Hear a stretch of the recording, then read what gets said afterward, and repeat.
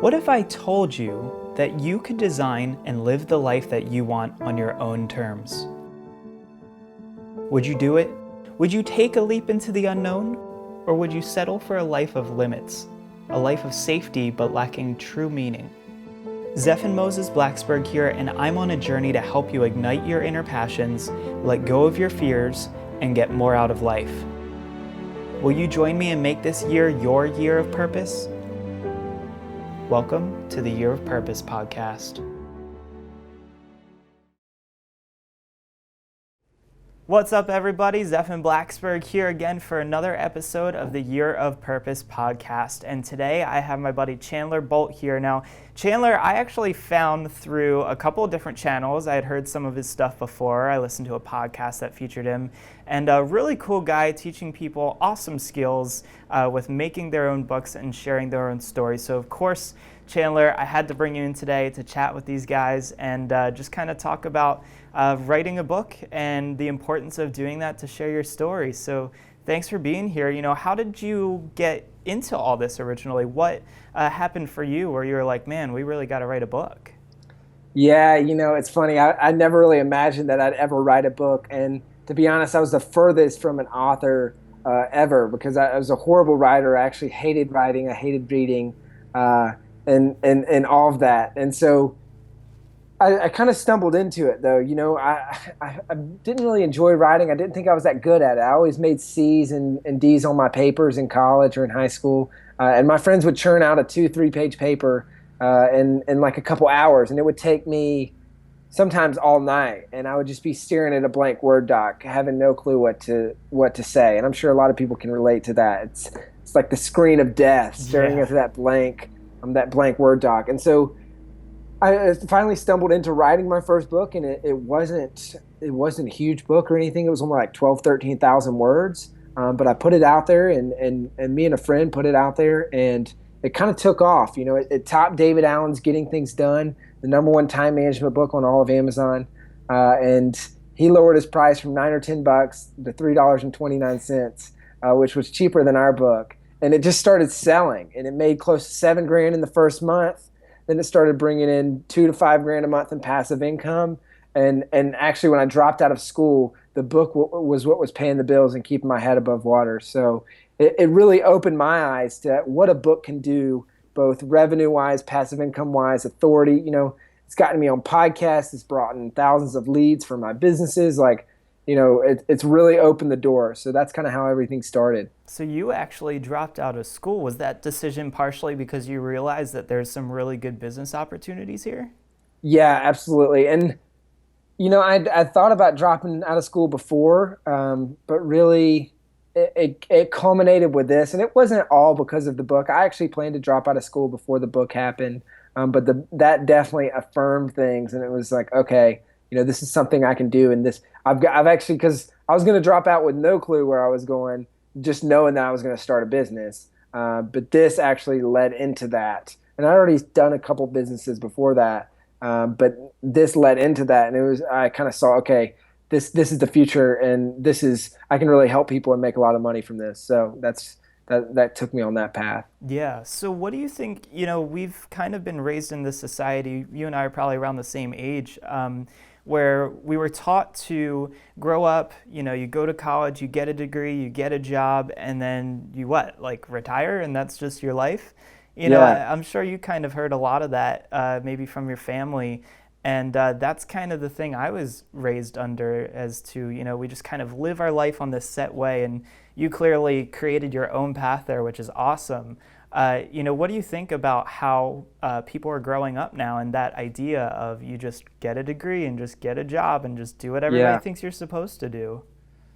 Yeah, I think a lot of people are realizing that the whole college degree thing it's kind of a fallacy. Like it really is becoming this thing where a lot of people are going out of state and they're getting 40, 50, $100,000 in debt. And then they have a psychology degree that won't get them a job, or right. You know, like, so not to hate on that degree or anything, but like most degrees are the same way. Like they're too general and they don't teach you anything in terms of what you're actually going for. And it's great if you want to be a doctor, if you want to be a lawyer, if you want to be certain things, that those technical skills and those degrees are necessary. But for a lot of other things, you can achieve it by either going in-state, going to a technical school, or maybe not going at all. And I'm glad I went to school for a couple years, but I'm also very glad I dropped out. And part of me wishes I would have done it a little bit earlier, because for me, running a business, I got tired of learning how to run a business from professors who had never ran a business. That really didn't make too much sense to me. It's like I'm sitting here listening to you about how to run a business, and you've never done it. So why should I trust that, or why should I listen to that?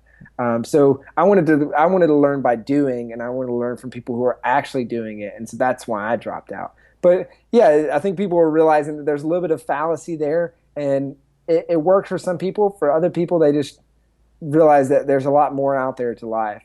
Yeah, definitely. It's kind of like a marketing professor trying to teach marketing, and then you get out in the real world and you're like, this is nothing like how it worked in school, you know? Or this is how it worked, but 25 years ago. Right, back when they wrote the book. Yeah, exactly. Or back when you learned marketing, this is how it worked, but not now. Yeah, so I think it's safe to say like the way that our parents were raised is not really the way that we have to live our lives now. It's totally different. We have a lot more freedom, a lot more choice. Yep. Talk a little bit about the things that come along with a book. You know, money is great, but you've got a lot of other really cool things along the way, right? Yeah, well, I mean, there's obviously the authority, there's getting on blogs and podcasts and all that. For us, it's leads is a big portion. We drove thousands of leads to the book, and sales and other courses and online products and stuff like that. That's huge. It's a glorified business card, you know? So it's like, who would you rather do business with? Someone who hands you a business card, or someone who hands you a book and then autographs it, right? Makes sense. It's an inroad to a door, or to relationships, or to people who you really respect and want to learn from.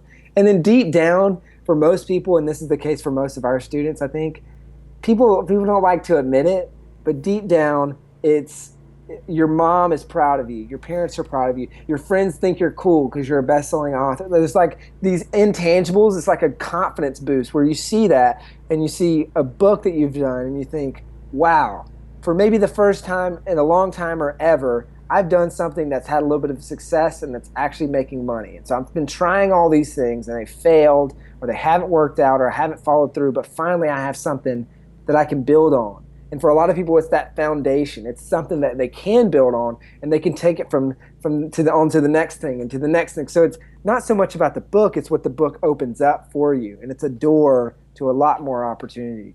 So really, it could be a good start for people who don't really know where they want to go, but have something really interesting to talk about. You know, that could open the door to businesses and all sorts of things, podcasts, you know, as you and I have both experienced. I'm sure you get this question a lot, but how hard is it to write a book? You know, for me, like, I was that same person in college. Like, I hated writing papers. I hated anything that involves sitting down and writing for a long period of time. And when I say long period, I mean like more than 5 or 10 minutes. So like, I was in the same boat. So how hard is writing a book? Yeah, you know, your first one's going to be by far the hardest. I would start by saying that, and I would second it by saying it's not that hard. You know, it really is. The average book size is about 15,000 to 25,000 words. That's being put out right now. That's a good target. Not necessarily the average for all books that are put out, but that's like a good size that sells well online right now. In the Kindle store, and a lot of books that are coming out are in that range. It's shorter, easy to digest, easy to read. And also, if you get in there and do it, and if you just chip away a little bit at a time, it's not that difficult. And the good news is that you can even speak your book. So you can, if you're like me, like you, you know, maybe you're a better speaker than a writer. Then it's a lot easier for you to organize your thoughts into a mind map or into an outline, and then follow that outline and just speak it. So speak it into your phone, and then have it transcribed through somebody like Rev.com. They'll transcribe for $1 a minute. It's pretty fast transcription, pretty high quality, and you can get it transcribed, and then you have something to work with. You have like an 80% written book, and then all you have to do is polish it off, or bring in an editor to kind of polish that off. But if you do a little bit I think people hear the transcription thing and they think, oh man, just a crappy, just really crappy book. But if Yeah. you do some upfront work, like if you mind map, which is basically brain dump what you're thinking about, and then use that mind map to structure a little bit of an outline for the whole book. And then if you go back and do that chapter by chapter, so like spend 10 minutes on a mind map and then 10 minutes on an outline per chapter and then speak it, that's going to be a quality book. And then you can go back and tweak those things, move them around, and do that. But a lot of people miss that upfront step and they just start speaking, and then it just is all over the place. So if you have a little bit of guidance and direction, you can actually speak the book pretty easily. Awesome. And so you have something really neat that you provide to people that allows them to do that, right? And, we could chat about that a little bit in just a moment. I just wanted to ask you, so 15,000 words, was that right? What that number was? About 15,000 words? 15,000 to 25,000, in that range. So do you know, just off the top of your head, like, does that mean I'm talking for 5 hours? Does that mean I'm talking for the next 2 months? What does that kind of come down to? Yeah, so the average person talks about 150 words a minute.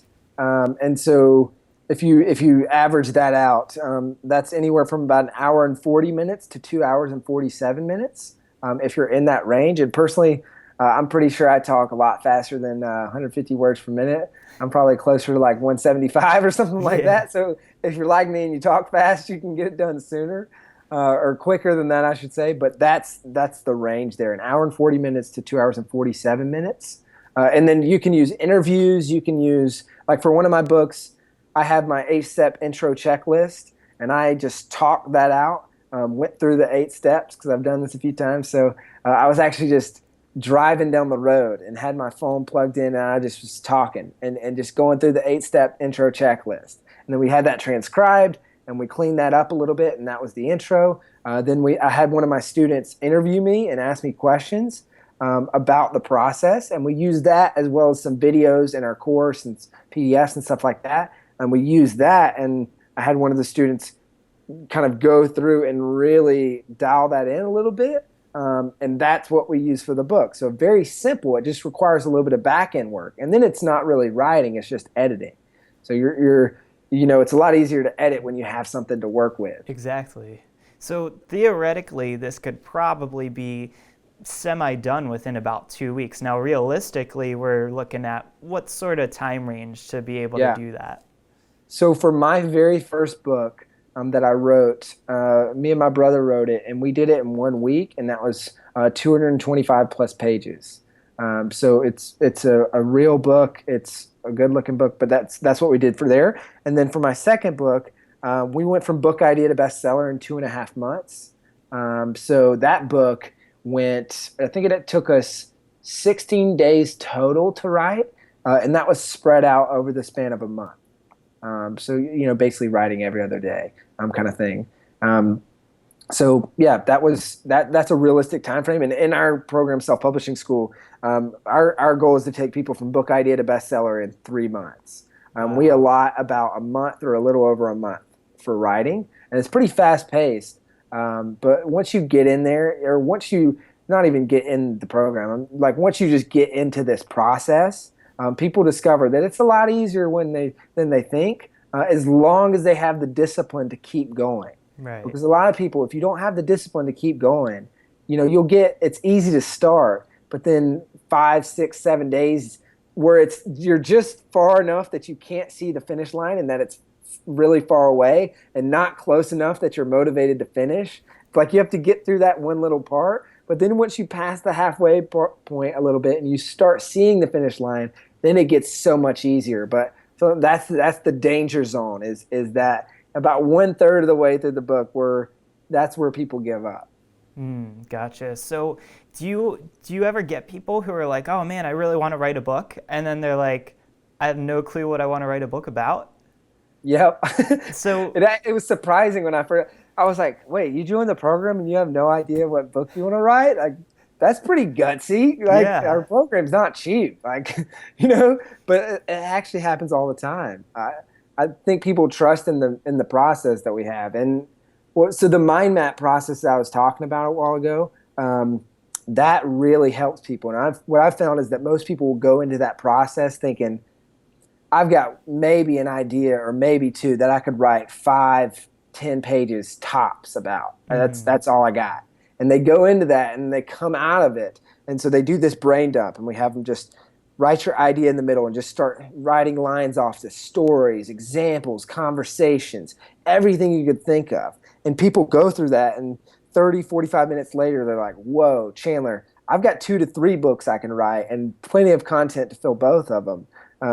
Now I just have to choose which one. Or, wow, I've got so much more about this topic than I thought, and now I can see it, and it looks way less intimidating because now I just have to write this, then this, then this. Like I can just go down the list and write it, as opposed to people look at a book and they think, oh, wow, that's just some huge mammoth task that I can never accomplish. Awesome. So you are making this probably infinitely easier for people to accomplish through the steps and skills that you're teaching. So I guess people go through it and they've got like 3 books ready to go sometimes. So how do you like pick and make sure that it's a topic people care about? That's a great question. And the caution I will throw out there is whenever people say that, I say, okay, pick one. It's never a good idea to do multiple at a time. We always say finish one and then go back. So get one to the finish line and then go back. Never do multiple. You'll just not finish both of them more than likely. And what I always say is so you want to pick there's kind of like a few criteria. So pick the one that you could, like, what's the fastest book? What's the one that you could finish the fastest? That's the first criteria. Okay, pick that idea. And then the second thing is, which one are you going to enjoy writing? So, like, which one's going to make you happy writing? And then the third thing is, which one are you actually going to, like, get to the finish line? Like, not just like you have a lot of info and you would enjoy it, but which one are you most likely to finish? So then that'll help. But then that's if you have multiple ideas. But then getting over to your question, which was how do you determine whether or not it'll sell? There's several things. So a lot of people look at a popular niche and they think there's too much competition. I can't put a book in there. And it's actually the exact opposite. For me, that's a green light. That's a good niche, and you just have to carve out your spot. So I'll give you an example. For our first book, it was time management. Massive niche. You got people like David Allen, Getting Things Done, Brian Tracy, Eat That Frog. Like there's a lot of books on that. And so we just carved out our niche, which was productivity and time management for entrepreneurs or for people who create their own schedule. So that's a niche within a niche. And we specifically targeted those people. And that's how we were able to carve out our niche inside there. And then if all else fails, there's 4 main categories that always sell books. One is how to make more money. 2 is how to lose weight or how to get fit. 3 is how to be more productive. And then 4 is what to do when you just got dumped or how to have better relationships. So like those are kind of like the pillars of those books will always sell. So those are the biggies that you could always go back to, if you're really not sure, but have some experience in that arena. Yeah, exactly. Cool deal. And so I guess writing a book, some people probably spill their guts. I mean, they might release stories and things that are fairly close and private to them. Have you ever worked with people where, they might be sharing a crazy story that is hard to tell to the public, and maybe this is their first time doing so? Yeah, definitely. And I think there's a lot of fear and anxiety attached to that. And people, just in general, even if they're not sharing a personal story, in a way, sharing your work or sharing your book is personal. And a lot of people take it personally. And so there's this big fear of I'm going to put this out and people are going to hate it. They're going to slam me with bad reviews. They're going to make fun of me. They're going to, all these fears that come out there. And the reality of that is it's just not the case. I loved, we have weekly hangouts with our members. We were on a hangout last night, and one of the members, his name's Mikau, and he's actually he's in New Zealand. Wow. And he was talking about his book, and he was talking about how he put out to his network and people he knew about him writing a book and his deadline. And he just basically said, If I don't finish it and put it out by this date, you can kick my you know what. And the cool thing is, and this I promise this ties back to your question, is that when he put it out there, people started reaching out, and he found an editor. He found like all these different things. People wanted to help him Wow. because those fears that you're facing when you're about to finish and publish your book, everybody faces the same ones. But just by you doing it, people aren't going to judge you. They actually are jealous. Like they see you and they're like, that guy's living my dream. He's doing something I've always wanted to do, which is write a book. So I'm going to support him however I can. And just in Mikhal's instance is, they were like, hey, I'll edit your book for free. I'll help, and I bet you that person that reached out, they probably want to write a book, but they're too scared or they're not doing it. So what you'll find is those fears, everybody has them. And just by embracing that and stepping up to the plate and actually getting the courage to put it out there and let people know, A, that you're doing it, and B, that you're going to publish it and actually publishing it, people will jump on board and they'll be much more supportive than you ever imagined. Very cool. So how many books have you done since you first started? I know your first one was with your brother, is that right? Yeah, so the first one was with my brother, and I've done 4 total. Wow. So yeah, a lot. And we got one more in the pipe right now. Very So cool. What sort of, can you share the topic for that one yet or not yet? yeah, sure. So this new book is it's more one that's kind of close to my heart, which is it's kind of around the theme of how to not suck at writing your first book. And it's a book about how to write your first book for people who hate writing. Nice. So whereas our book launch, it gives kind of like the overview of how to do it. This is more going to be more writing focused, and it's more for people like me when I started who hated writing and who was really bad at it. So kind of showing people like that hey, this is possible, and you can do it, and here's how. So that's what we're diving into. I'm really excited about it because Yeah, I want to help those type of people, because it's just like me who if you would have came on here and said, hey, you can write a book, I would have said, nah, you're stupid. I can do that.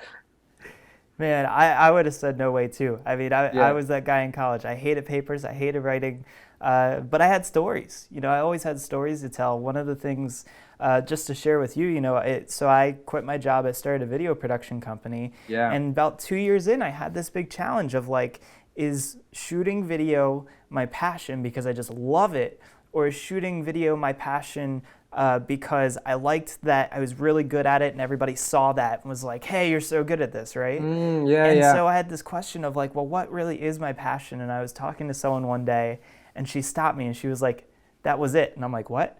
Like out of nowhere. She didn't say what it was. I was like, that was what? And she said, that's your passion. Repeat what you just said. And it's storytelling. Video is just the best medium for me to communicate it Yeah. because I'm really good at it. But I love storytelling. So that's actually first why I decided to contact you and was like, hey, I got to know this guy because, I want to write a book. So Yeah. for everybody listening, this is something that I am looking into both for myself and to share with everyone listening and watching in, because I think it's a really cool thing to do. Yeah. Maybe could you just share with us a bit about how the process works? So like day one, I get started with you, and last day, 3 months later, book is launched. Just maybe a few things in between of what I could expect when going through this type of a program. Cool. Yeah. So it's pretty interactive, pretty hands-on.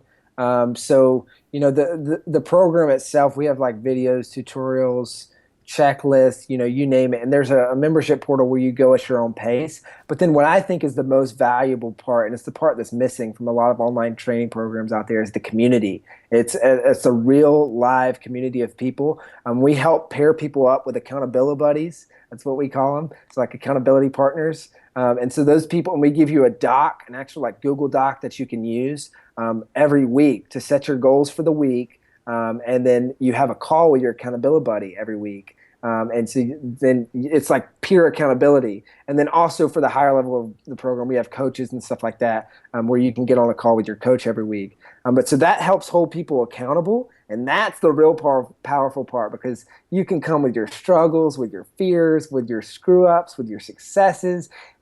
Everybody can come in there and post that or talk to your accountability buddy about that. And then we have the weekly hangout. So every week we get on a hangout and I'm answering people's questions, and we'll bring on students. Like last night we brought on Mikal, and he was able to share his story and how he overcame his fears and how he was writing even when he was sick and when he was on a business trip, and just how the community was able to pull him through that. And so we're able to share cool stories like that, answer questions. But that's kind of the format.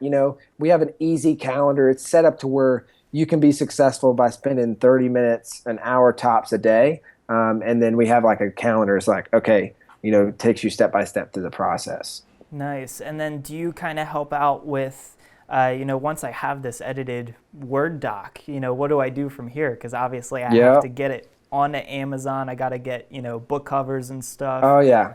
So it's A to Z. It's A to Z how to write, market, and publish your book. So it's kind of the step-by-step from idea to bestseller and everything in between that you need to do. And we try to there's a ton of stuff you could do, but we say, hey, no, don't listen to all this stuff. Just do this.